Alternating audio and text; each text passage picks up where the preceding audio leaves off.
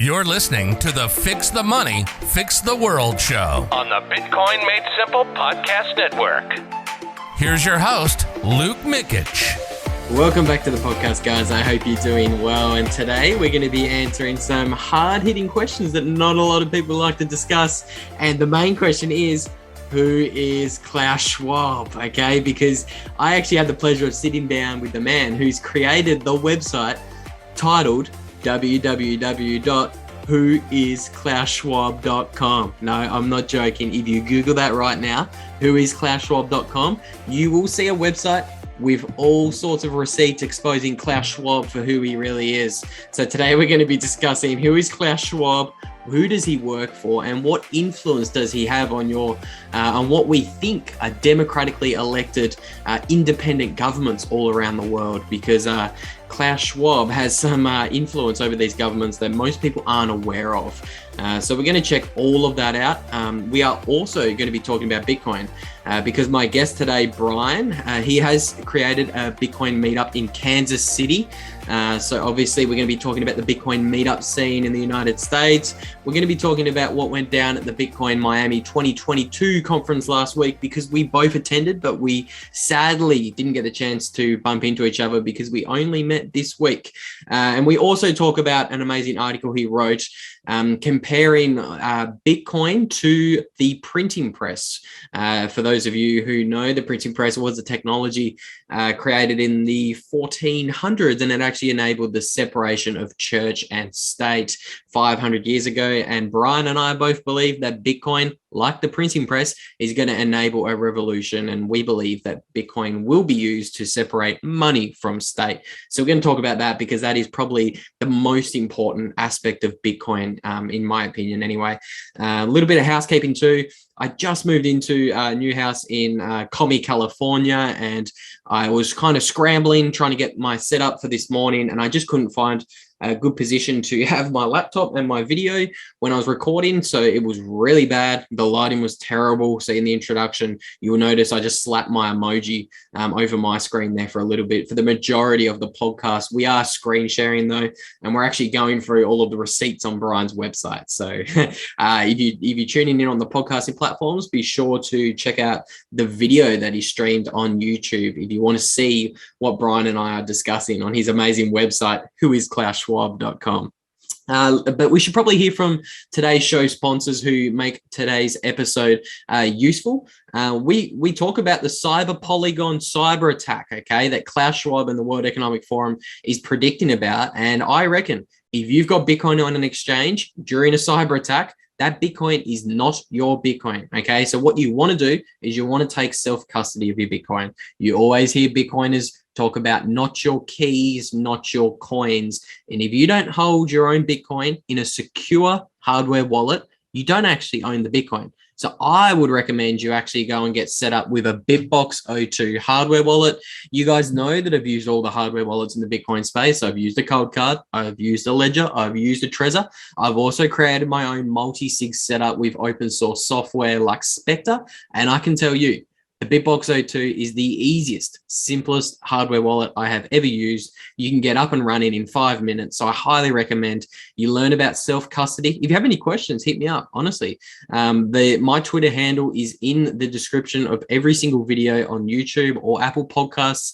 And I invite the listener to always hit me up in the DMs. I am happy to help you if you have any questions about self-custody. I can send you articles about where to go and what to kind of learn. Okay, so hit me up. I can help you. If you want to grab a BitBox02 hardware wallet for yourself, you can get 5% off if you use promo code Bitcoin Made Simple. That is at shiftcrypto.io. Get yourself a Bitcoin only BitBox02. And final little piece of housekeeping here for anyone listening in on the Fix the Money, Fix the World YouTube channel. For any of you who don't know, I am actually posting all of my content under the Bitcoin Made Simple podcast network. My show name is what I'm circling right now, FTM008. You guys will actually be listening into FTM012. So that's episode number 12 of the Fix the Money, Fix the World show over on the Bitcoin Made Simple podcast network. For any of you who has been wondering, where's Luke recently? Why hasn't he been posting so much content on this YouTube channel? That is because I'm posting all my regular content over here on the Bitcoin Made Simple podcast network. I'm showing you guys how to find it. You simply type Bitcoin Made Simple into YouTube or even into your favorite podcasting platform like Spotify. We live stream on Twitter. We're also on the podcasting app that's downloaded onto your iPhone if you have one. This is our logo here, Bitcoin Made Simple. You head on over here and you will find all of my shows posted to this channel. There is 3 of us that post regularly to this channel. That is Corey, Phil, and myself. We are all happy co-hosts over on the Bitcoin Made Simple podcast network. So head on over there, hit that big subscribe button so you don't miss any of my regular content, and you'll see that my regular videos are posted here. So over on the Fix the Money, Fix the World show, you guys only had Fix the Money 8 and 12. Well, here you can see is episode number 11. Obviously, every single episode gets posted here, plus so much more. We also do a weekly news episode between the 3 of us, where Phil, Corey, and myself all break down the news. We call that one News Made Simple on the Bitcoin Made Simple podcast network. So head on over there, subscribe to that channel, and I'll see you guys in the next episode. So welcome back to the Fix the Money, Fix the World podcast. Today, I'm sitting down with a man, a Bitcoiner of many talents, which I'm sure we're going to get into. Firstly, Brian, thank you so much for coming on, my friend. How are you today? I'm good. Thanks for having me. No, anytime. I'm really looking forward to this one. I mean, a lot of Bitcoiners, they like to ask the hard-hitting questions like, who is Klaus Schwab and what is the World Economic Forum? And today I have the pleasure of sitting down with a man who owns the domain name, who is klausschwab.com. And no, we're not joking. If you punch that into Google, you will find Brian's website. But before we get into all of that, maybe Brian, you can give the listeners a little bit of your rabbit hole journey, and you're doing lots of things in Bitcoin at the moment. So maybe your rabbit hole journey will tell us how you ended up doing all sorts of different things in the Bitcoin space. So maybe we should start there. For sure. So, I mean, I would say I wasn't very aware of anything like the World Economic Forum or the IMF or the Biz or anything like that before Bitcoin. I had always read things like 1984, things like that. So I was kind of aware that there was probably some things going on like that in the world. And it wasn't until I started down the Bitcoin rabbit hole that I started asking a lot of the questions that I think a lot of Bitcoiners have found themselves asking of like, okay, what is money? Who controls that money? And so that led me to this who is Klaus Schwab rabbit hole. And that was more like, once again, I was aware of some of it, but then I'm a big Tales from the Crypt fan. And so I was listening to like Marty Bent, and Shout out to the freaks. Shout out to the freaks. Yeah. That's where the whole who is Klaus Schwab thing came from, of course. So my friends here, we love buying domain names. It's kind of our guilty pleasure. And so I heard that. I was like, I'm going to see if that's available. Surely someone has it. So I bought it. And then it wasn't till Miami that I ran into Marty, and he's like, dude, you got to turn that into a whole site. So I was like, okay, yeah, for sure. So I'd been down the rabbit hole, continued to go down the rabbit hole a little bit more as I put together this site. And I would say that as I built it, I was aware, but I mean, this stuff's kind of disgusting. I had to take a few showers in between to rinse off all the filth. It's so true, my friend. It's so true. And so this was only recently. This was Miami Bitcoin 2022 for the listeners. You ran into Marty Bent himself, and that's what spurred you to start the website?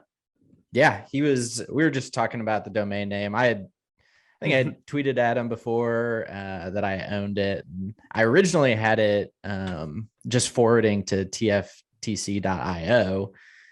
And so then we ran into each other at a bar and we were talking about it. And he's like, dude, you need a, WTF happened in 1971 sort of site and just list, Klaus Schwab eating bugs and stuff. So I'm like, okay, yeah, that'd be easy enough. So then I pretty much started building it as soon as I got back from Miami, and here we are. You certainly you've certainly done great work on building it. Something you mentioned there that I want to double click on before we run past it was you weren't aware of all of this before you found Bitcoin, and that was the exact same story with me. I always knew something was wrong. I always knew something was fucked up with the financial system. I always saw the rich getting richer and, us plebs struggling to get ahead in our everyday life, but I just couldn't make the connections.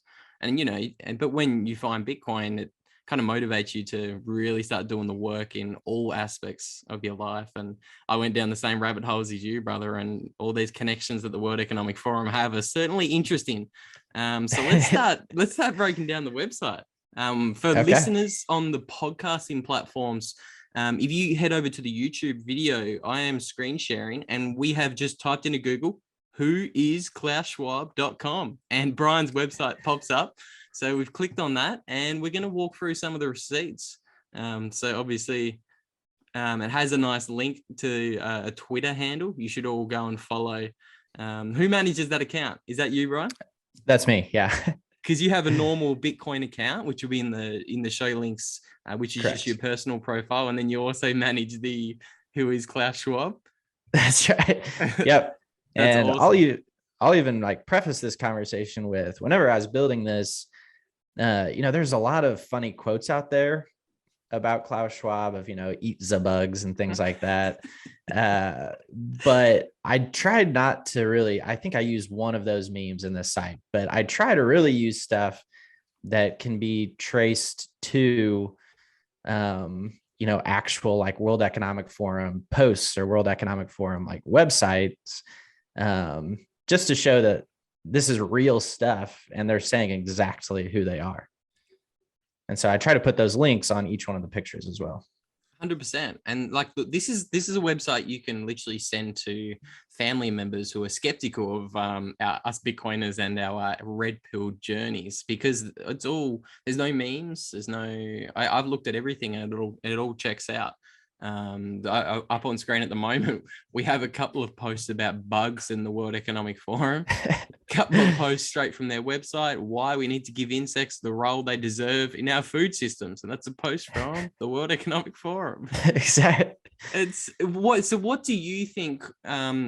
Obviously Bitcoin is, I'm a carnivore myself. I personally think the push towards bugs is they just want us to be unhealthy. They want us to be unfit. And I think they can make much higher profit margins on the bugs. But what's your thinking? What is this big push against red meat? And why are they pushing us towards all this processed crap?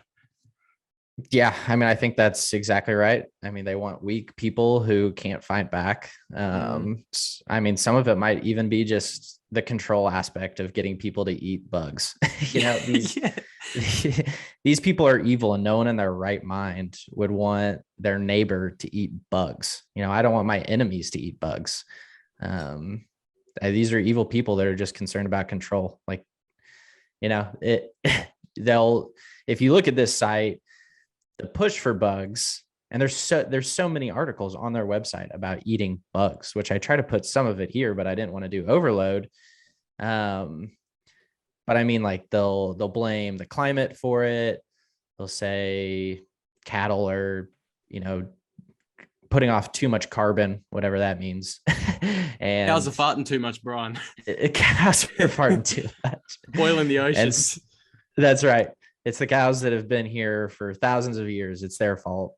Yeah. And so, I mean, it doesn't make any sense. It's about control. I'm sure, they're not going to be eating bugs. You can guarantee that. Oh yeah. Same as they're trying to crack down on our traveling during the let's call it the cerveza sickness, to not get this video knocked off down on YouTube. But so they've been cracking down on our traveling during the lockdowns and all this kind of thing. But the hypocrisy, it's astounding, because they fly their private jets around everywhere, and I'm sure, like you just said, they won't be eating the bug burgers. They'll be pushing the bug burgers on us, and they'll be eating their delicious Scotch fillet steaks. I'm sure of that. But I think, the climate change is another big one. I think, I'm not sure whether they actually believe the climate change crap that they talk about, because they're all Malthusians. I think when I looked at the World Economic Forum, and they hold these annual Davos meetings, or these annual get-togethers. I think in 1971, when the World Economic Forum was founded, in the very next year, I think their annual get-together was based on, I think it was talking about population control and how we're going to consume all of the planet's finite resources. So this kind of Malthusian ideology, they were talking about it when the World Economic Forum was founded, and I'm not sure whether it's just incompetence or evil, or I'm not sure whether they believe this whole Malthusian ideology, even though it's been proved wrong for decades. But I mean, I would definitely say it's evil. It's one of those watch what I do, not what I say sort of things, or vice versa. If you look at the Davos meeting, they come in on 400 private planes. Yep. They have these, huge lines of cars. Like, they don't care. They want to make sure that they can do that. And they want to limit travel of other people.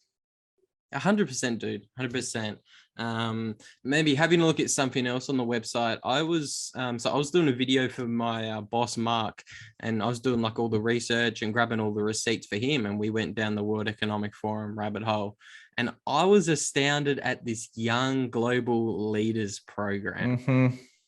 Because when you take a look at the presidents all around the world, so in democratic countries as well, so people like my ex-country in Australia, Scott Morrison, you got New Zealand with Jacinta Ardern, Emmanuel Macron from France. When you start having a look at Klaus Schwab's little training programs, you notice that every single one of them were all part of this Young Global Leaders program. So what did you think when you stumbled across those receipts? The kind of funny thing is I have noticed this. There's a correlation, it seems, between people in the World Economic Forum and Ethereum.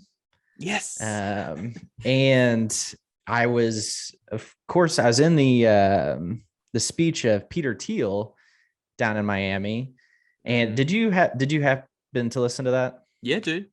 Yeah. And, at the beginning, he starts like talking about the use case of Ethereum. And I look at the person next to me and I'm like, dude, that makes me think he's somehow involved with the World Economic Forum.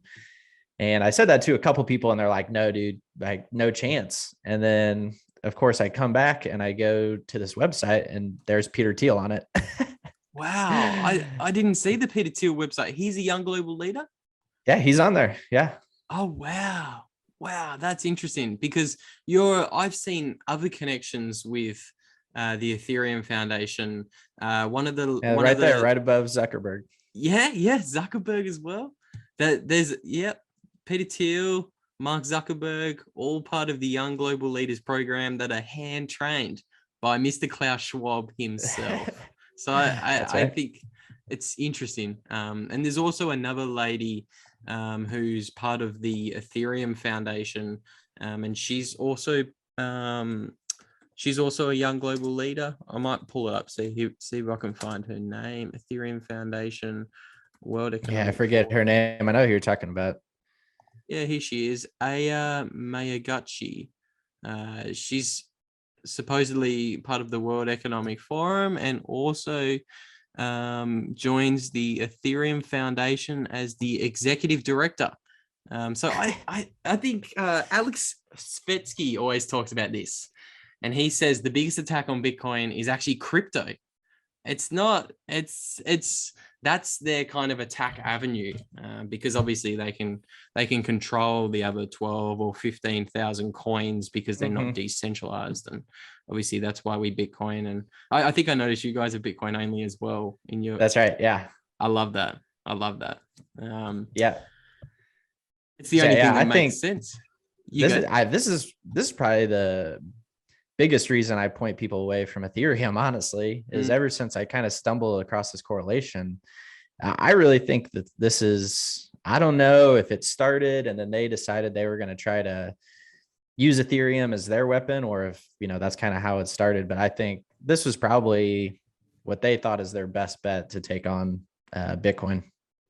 Yeah, me too, dude. I think in 2013 when Silk Road got shut down, I remember watching a video from a lady who was part of the US government, and she was saying, look, we can't shut down Bitcoin. It's too late. It's too distributed. I think this was in 2013.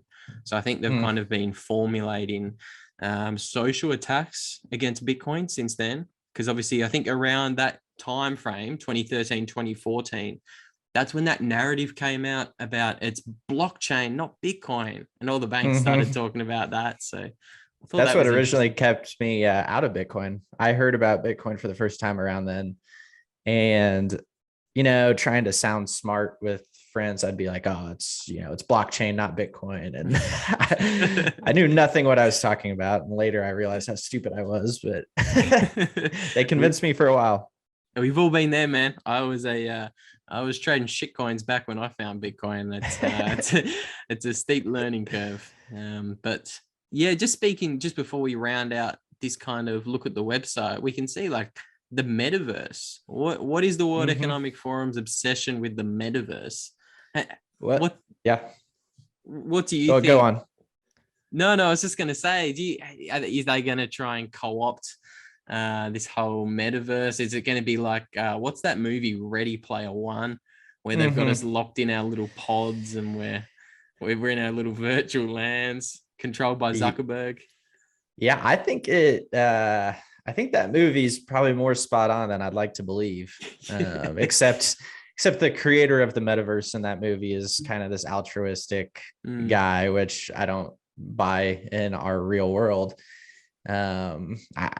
I put the metaverse stuff in there because, of course, that last name on the young global leaders is Zuckerberg. And so I'm like, okay, well, that's an interesting correlation. So then I think I just searched metaverse on the World Economic Forum site. And if you scroll up, you see how many recent articles alone that they have on the metaverse. I mean, oh, wow. That's 7. What do we got there?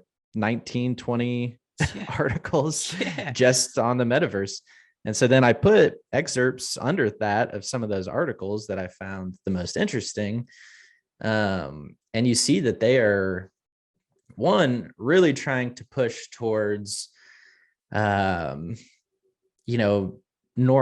it, first of all. Second, that it's actually going to be this place that we live, do business. I think this is one of the most dangerous things that's on the horizon, because I think Bitcoiners for the most part are going to be pretty smart of, we're very like, build your citadel, get some land and some cattle, things like that. Seems to be a pretty new Bitcoiner trend, which is awesome. And I think that we'll stay away from the metaverse for the most part, but there's going to be people that are trapped in this thing, who live in this thing, and who just quit being able to function in society because of the metaverse. Another thing I found pretty interesting is that if you look at a lot of these articles, and this goes across all the World Economic Forum articles I read, but the implication for all of them is you need us to keep you safe and to help you. All those articles are pretty much, this is the world that is coming, except the metaverse, but there's going to be a lot of dangers. And so we need to be able to regulate it and keep it safe for you. So trust us. That's what it always goes back to. The lockdowns are for your safety. XYZs for your safety. And I agree with you. I think it's absolutely horrifying. I think it's nice to see that Bitcoiners are getting out of cities, because I think the whole lockdowns in 2020 showed just how vulnerable that situation can be. The government can literally lock you down in your city, and you can't move more than a 5-kilometer radius from your home for months on end in Melbourne or Sydney in Australia. And people saw that and thought, oh shit, this is not where I want to be long term. I want to be out. I want to have some land in a rural area, somewhere where I can grow my own food, so I'm not reliant on these bug burgers. That's right. I saw a stat here. A quarter of people will spend at least an hour a day in the metaverse by 2026. Research shows. That's what they want. I mean, an hour a day. Come on. Yeah. I mean, I grew up with video games are bad, you know. Yeah, I was supposed to live in them. Yeah, I'm certainly won't be living in the pods, and I certainly won't be eating the bugs, or I won't be in their little metaverse. That's for sure. No. Maybe shifting gears a little bit, Brian. I read your amazing article that you posted on Bitcoin Magazine. So what I would love to ask, before I get into some of the really cool quotes that I found in there, what kind of spurred you to write the article? Is it something to do with your background, or what made you write Bitcoin from that kind of lens? Yeah. So in college, I was actually a Bible major, and then worked in, the travel industry for about 5 years, decided to go back and getting a master's at counseling now. But it was really, I was having a conversation with my mom. She works for a ministry, and they have to send like money across the globe all the time. And so she was basically telling me about a tough situation that they had, where someone had to they had to get money into somewhere, and it took about 3 weeks using Western Union. And I realized, oh, Bitcoin fixes this.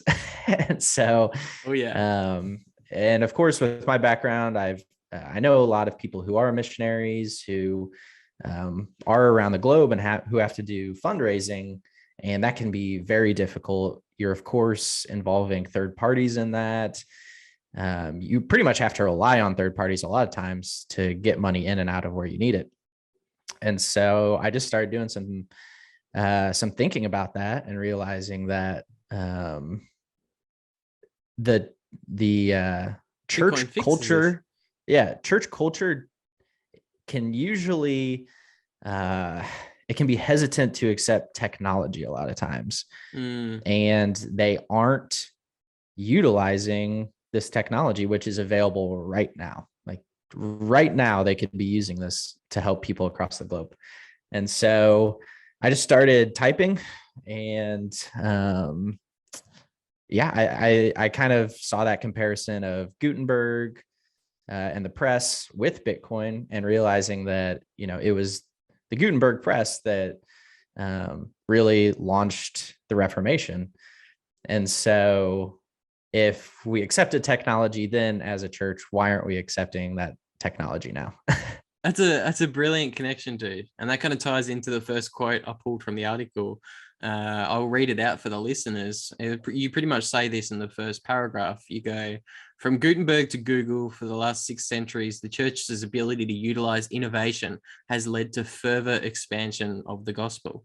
And I just thought that was brilliant. I think a lot of people are resistant to new technologies, but if you can especially say, hey, look, this technology, the printing press, it helped you and your culture 500 years ago. I think Bitcoin's very similar vein, and it's going to do something very similar to what the printing press did 500 years ago. So, and both are just helping spread information. Exactly. And that's why even in the article, I try to say how we've done this even recently. Like Gutenberg, that seems like a stretch to some, like, oh, well, hundreds of years ago. That's hard. I think some people have a hard time connecting that with actual technology, because we think technology, we think phones, computers, TVs. And so even seeing how TVs and the internet have been used for that same cause within the last 100 years. Yeah, I thought that was amazing, dude. I thought it was really, really good. Something else, we got a little bit of I was surprised there was 2.3 billion Christians. That was something that surprised me. I didn't know that Christianity was so, it had proliferated across the world so much. It was really interesting. And they all could do better with Bitcoin. That's right. Bitcoin can help everyone, not just the 2.3 billion Christians, but I think something else you say in the article, when Johannes Gutenberg created the printing press, he gave mankind the ability to spread information via books faster than ever before. And then when Satoshi Nakamoto created Bitcoin, he gave mankind the ability to spread information via a monetary network faster than ever before. That was brilliant. I really, really enjoyed that one.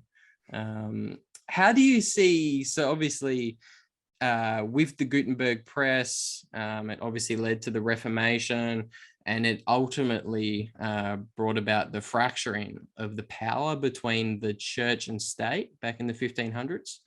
And these centralized established institutions fought back pretty hard against this technology. Do you think that Bitcoin faces a similar challenge today? Do you think that maybe Bitcoin offers the potential to separate money from state? Do you think that the entities that control the money and the state are going to potentially push back against us Bitcoiners? Yes. Hence the website. It's a website. I definitely see where there's comparisons. Of course, we're going to have challenges that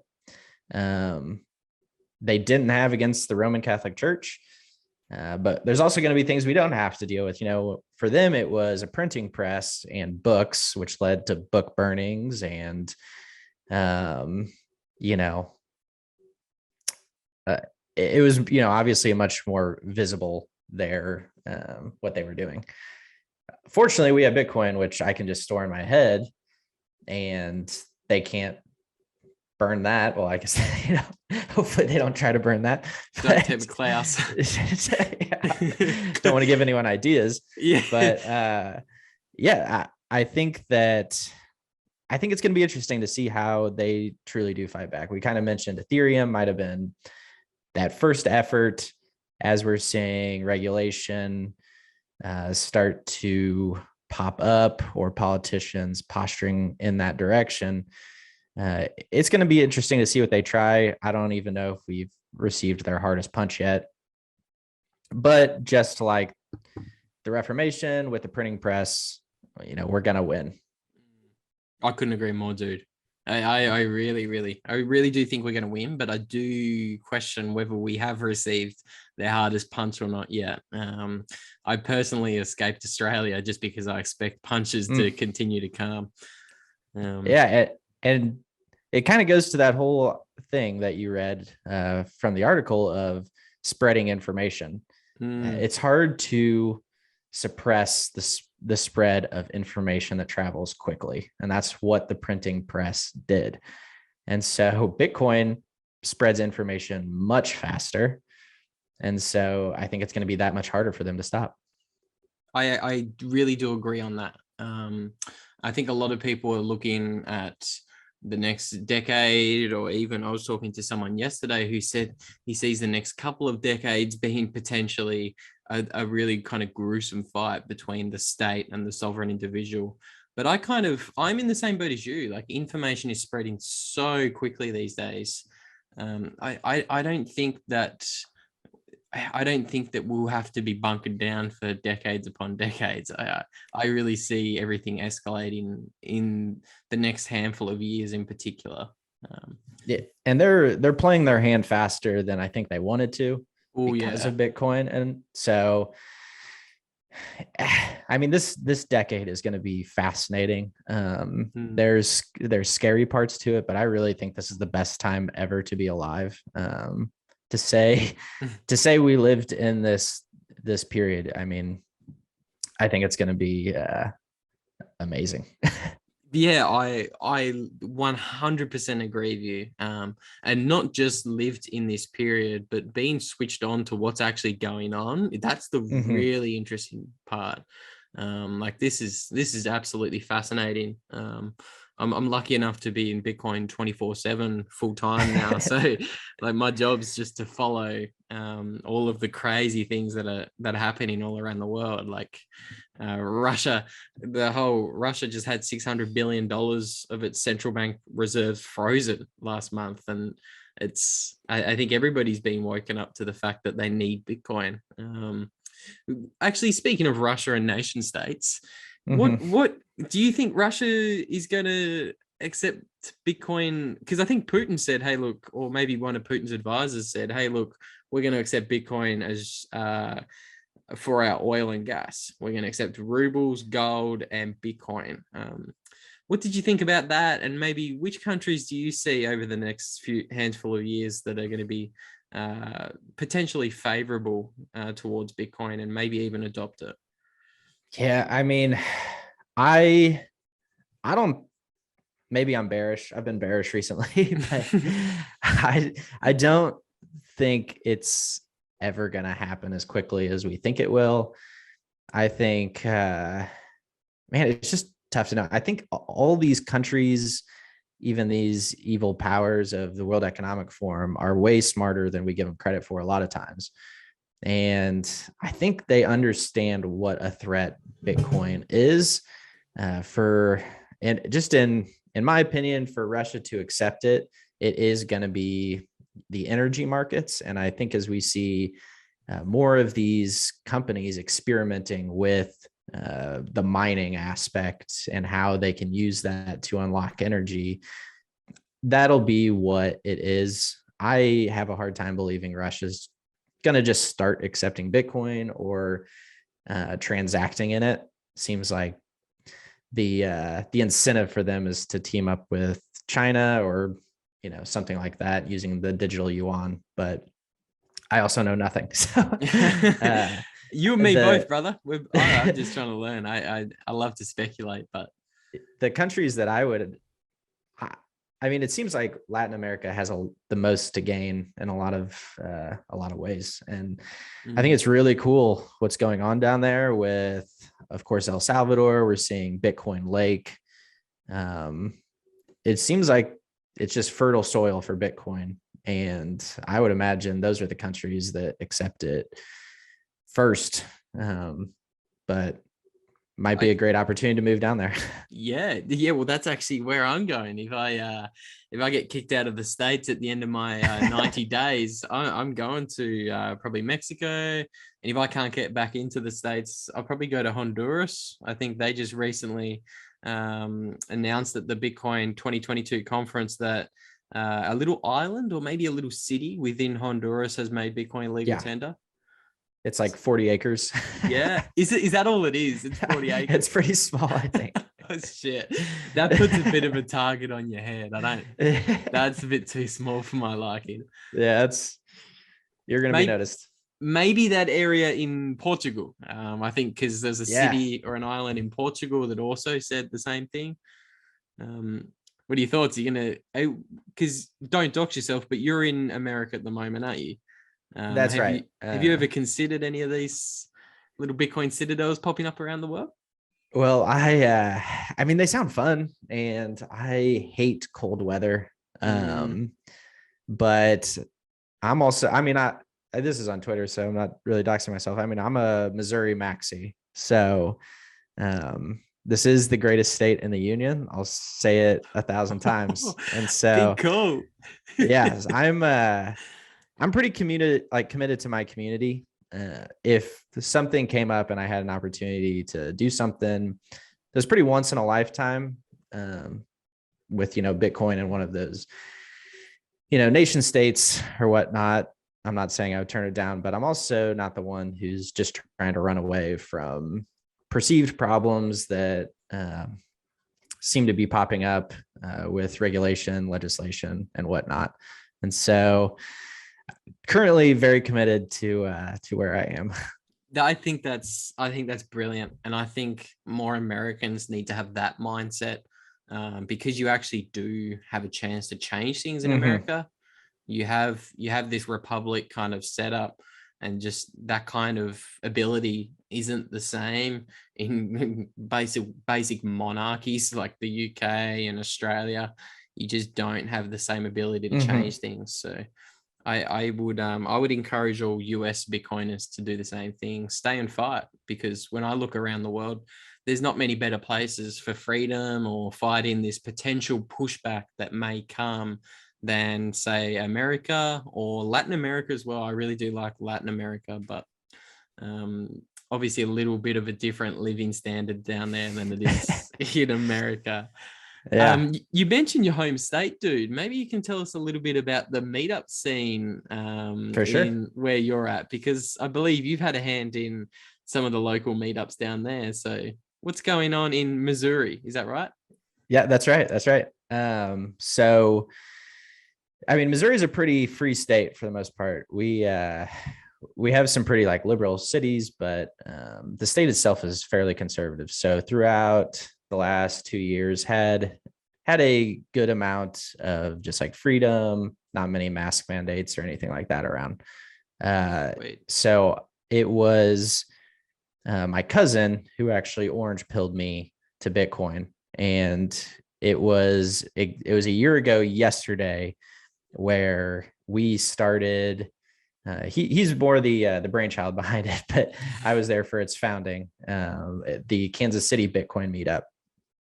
And so, we're both passionate about Bitcoin education, helping people and communities really understand like what a Bitcoin standard could do. And so we started that meetup. It's out of that we've met, such a great community where, even this weekend, we've got a Bitcoin block party here in Kansas City. So if you're listening and you're coming through Kansas City, it's going to be pretty awesome. We've got like 7 vendors who are all accepting Bitcoin for their products. We've got food and drinks, and there's going to be live music. It's going to be great. And so, like I said, I'm very invested in helping my community understand Bitcoin and building something here. And so I'm very bullish on meetups, bullish on Bitcoiners, and I'm bullish on Missouri. I love that. There you go, plebs. Bullish on the Kansas City Bitcoin meetup. That's right. That's happening this weekend. So that's going to put some pressure on me to pump this out the next day, or maybe even later today. So hopefully there are some Bitcoiners listening in the Kansas City region, and they head on down and say g'day to Brian and ask him the big questions like, who is Klaus Schwab? Who is Klaus Schwab? Yeah. No, that's awesome, dude. That's really cool that you've started a meetup. I think that's great. I think more Bitcoiners are going to do that. I'm actually thinking about doing the same thing in the town that I'm staying at in California. I'm out of the ghetto and the commie and the blue parts of Cali. I am in a red county, so and thinking about doing the same thing. There's great meetup scenes out there too. There is. Yeah, there really is. But you can never have too many meetups, because meeting Bitcoiners in person, it's a beautiful thing. That's right. What did you think about, obviously I only met you this week, so we didn't have the chance to meet in person at the Bitcoin Miami 2022 conference. What were your thoughts on it? How did you enjoy it, dude? Yeah, I had a great time. I thought it was well done. Of course, there's way too many NFT ads and stuff like that, which try to see past for what it is. But man, it's just so good being around Bitcoiners, getting to just connect with a lot of those people, a lot of people that you see or hear their podcasts all the time. But I don't know, there's just a lot of energy down there. I think that was way too long to be in Miami, but I was so excited to get back, and I think I need a whole year to recover. You and me both, brother. I think I had about So I was there for 5 days, and I think combined I had less than 10 hours sleep. So I was destroyed. I looked like a walking, talking zombie by the end of it. And it was nice to get back home and recover. But yeah, I echo exactly what you said, man. It was amazing to meet Bitcoiners in the flesh, because we talk on Twitter all day, every day. And getting the chance to meet Bitcoiners from all around the world was fantastic. Do you have any favorite moments from the week? Favorite moments, I would honestly have to say meeting the Bitcoiners. If it was a conference moment in particular, I didn't watch many of the talks. I watched Rabbit Hole Recap live. That was pretty funny. I was there for that too. Yeah. Were you really? Yeah. That's wild. When all the bands stood up with their signs at the end, that was brilliant. Yeah. Who do you side with? I stand with the bands. Oh, really? Yeah. I don't shoegate. We have to call shoegate out. No, it was brilliant. That was really funny, and that's wild that we were in the same room. There's probably what 300 or 400, 500 people in the open source. Good amount. Yeah, I was just about front and center too.